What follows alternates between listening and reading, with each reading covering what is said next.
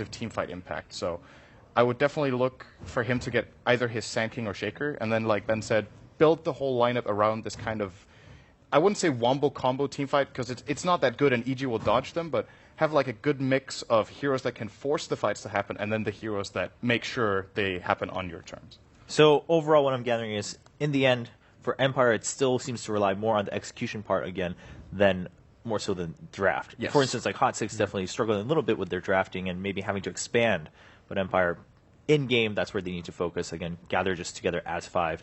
And Ben, you mentioned this in the very first day when we saw them. They looked super defeated after their game, contrary to most other teams where they were like, "Oh, it's a best of 2. It's group stage." They seem to be talking about, "All right, where can we fix it? Where do we want to improve?"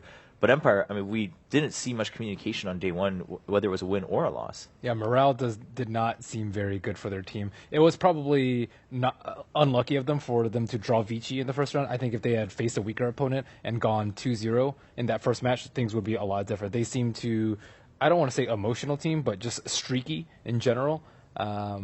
I think one particular player that hasn't delivered like he normally has is Aloha Dance. Aloha Dance is one of the scarier rumors. I would even compare him to Sneeko on some aspects, especially with heroes like Rubik. I think he has very high impact on, and he just hasn't been a threat.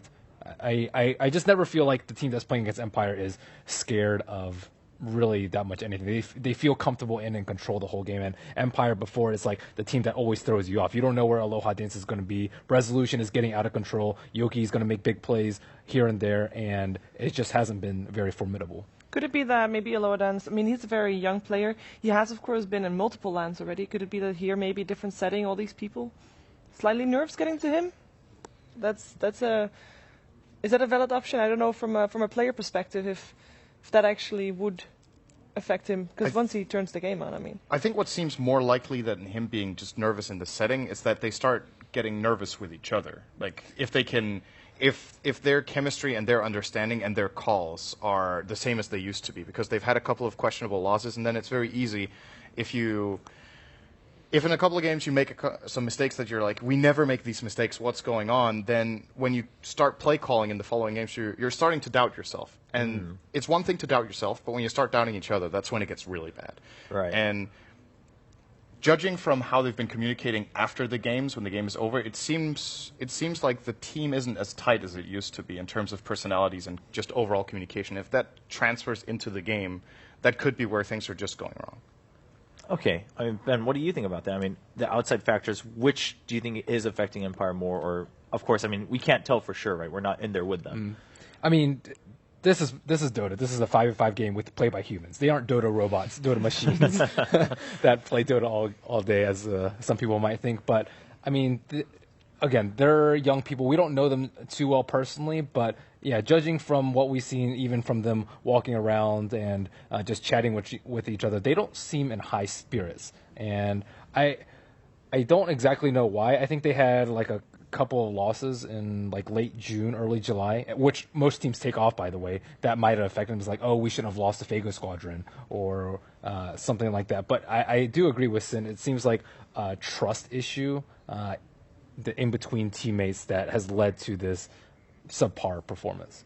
All right. Well, game one about to start. And actually, as we talk, I find it very interesting because in whether it's sports or any competition, a lot of times when it comes to the top of the top, right, with the world championship for any topic, generally you'll always have, whether it's certain players or certain teams that come in saying like, oh, we're really happy we're here. We're just really happy we're here. Of course, we're going to do our best, but we're content that we qualified for whether it's TI or, the World Cup or something like that. But then here, when we look at those player stories or we hear from the players in interviews, they're like, we're aiming for top 8. We're aiming for the championship again. I mean, every team here comes super determined at TI, and of course, that's why we're getting all these great matches. But personally, I find that very interesting, and of course, it makes for a great show for all the fans watching at home. But for now, let's go into game number 1 between Empire and EG.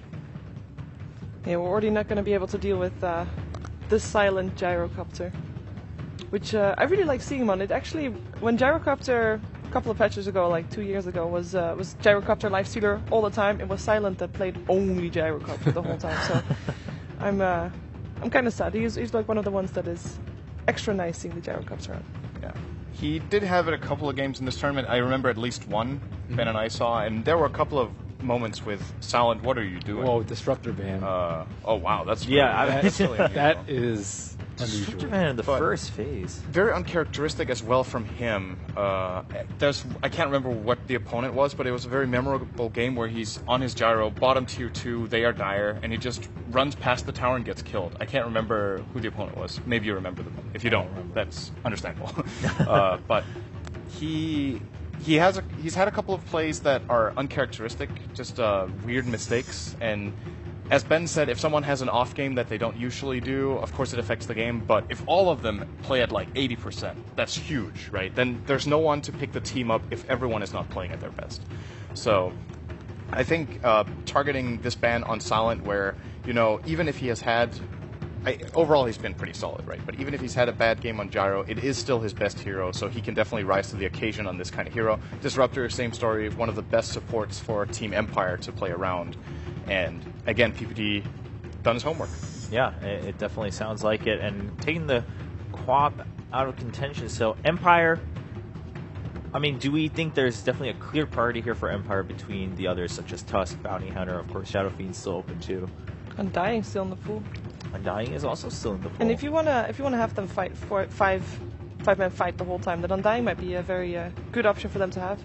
Earthshaker will be the first one though. Okay, Earthshaker's seen that. EG has banned Earthshaker quite a bit so far in TI5, even in the first phase, so Empire not wanting to take any chances there. They weren't super powerful with it the first day, though. I think we saw it twice in a row from their off lane, and it wasn't as scary as, let's say, Yao's. Again, Earthshaker is a hero that requires a lot of chemistry. Someone has to fall out with the Fissure or the Echo, and we saw that one big play by him, but other than that, like, their early game wasn't as dominant and as disruptive as an Earthshaker I would expect from them. Yeah. And taking the Shadow Fiend, one of the teams that still seems to be prioritizing that on the Radiant side.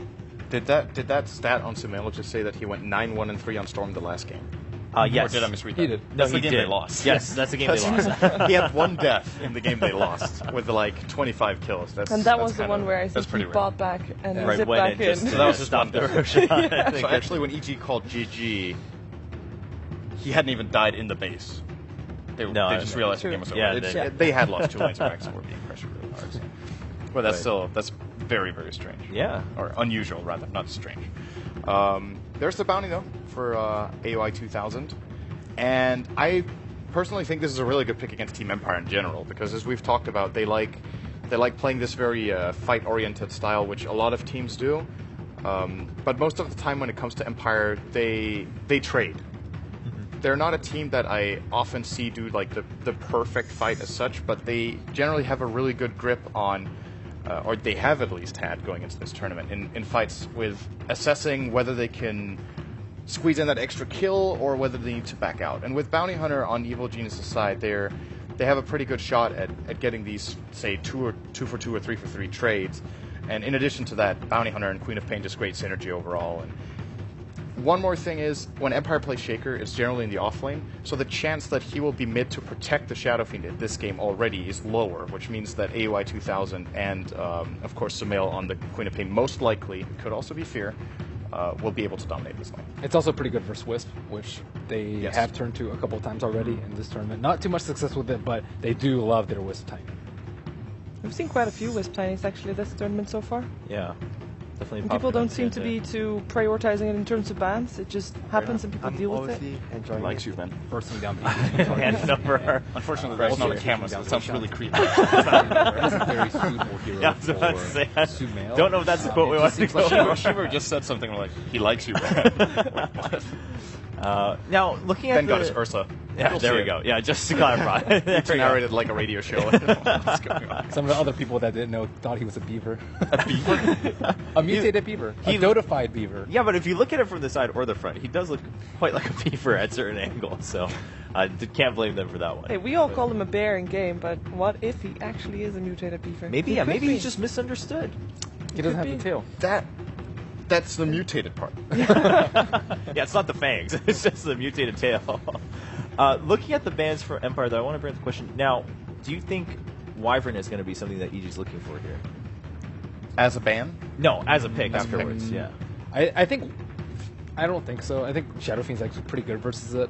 And I mean, obviously it depends on the picks, but you need physical damage for it. You need to be playing against physical damage for it to be useful. And right now they have a pretty heavy spellcaster lineup.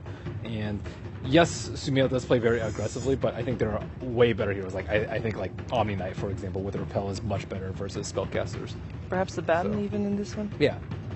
And it's good to see a team banning Treant against EG. I'm not sure if this is the first team to do it. It might be the second, but generally it's been led through. And Empire realize how much EG get out of this. And it's a really interesting idea to try to run Treant and Bounty together. In a way, it could be greedy because it's double melee support, but it just allows you so much freedom when it comes to dominating lanes. Not only do you have the roaming Bounty, your mid laner and your off laner also get the benefit of living armor. So you can like really start diving towers super early and go for those kind of plays. So I like it a lot. They're also going to ban the TA of Sumail just in case it's a safe lane co-op to ensure that Resolution probably doesn't get outmatched as hard in the mid lane as they transition into a Storm pick, which I actually think is going to be safe lane for not the first time this tournament, but it's like 80-90% mid. This time it's probably safe.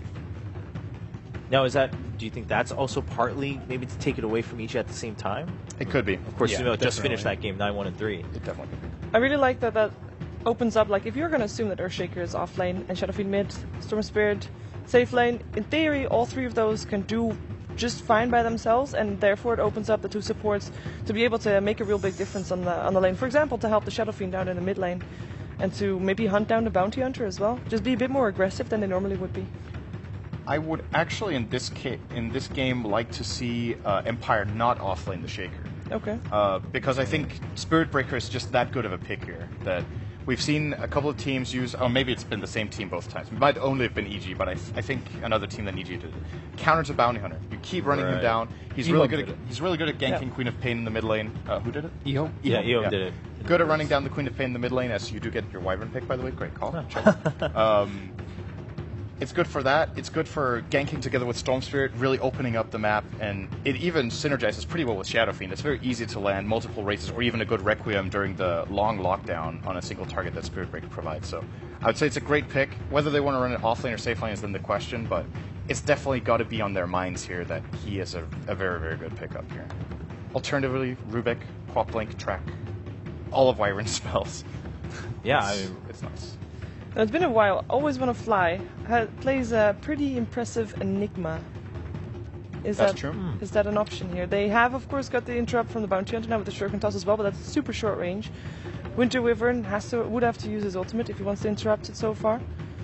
It might just be too much of the same for Empire, or it.